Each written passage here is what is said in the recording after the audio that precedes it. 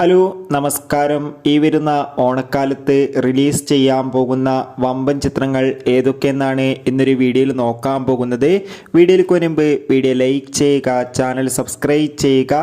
ഈ വരുന്ന August September മാസം ധാരാളം ചിത്രങ്ങൾ ഇനി OTT റിലീസ് ചെയ്യാൻ പോവുകയാണ്.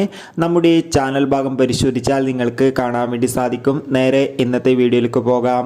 ഒന്നാമത്തെ ചിത്രമാണ് ആൻ്റണി വർഗീസ്, രാജീവ് ബി ഷെട്ടി എന്നൊക്കെ പ്രധാന കഥാപാത്രങ്ങളായെത്തുന്ന ചിത്രമാണ് കൊണ്ടാൽ. ചിത്രം ഈ വരുന്ന സെപ്റ്റംബർ മാസം 13-ാം തീയതി തിയേറ്ററുകളിൽ എത്തുമെന്ന് കൺഫേം ആക്കിയിട്ടുണ്ട്. ദളപതി, വിജയ്, പ്രഭുദേവ, സ്നേഹ എന്നൊക്കെ പ്രധാന കഥാപാത്രങ്ങളായിരുന്ന ചിത്രമാണ് ഗോട്ട്. ചിത്രം ഈ വരുന്ന സെപ്റ്റംബർ 5-ാം തീയതി തിയേറ്ററുകളിൽ റിലീസ് ചെയ്യുന്നതായിരിക്കും.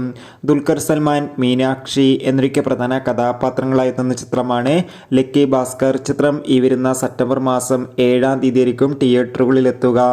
ടൊവിനോ തോമസ്, ഐശ്വര്യ രാജേഷ് എന്നൊക്കെ പ്രധാന കഥാപാത്രങ്ങളായി വരാൻ പോകുന്ന ചിത്രമാണ് അജയൻ്റെ രണ്ടാം മോഷണം.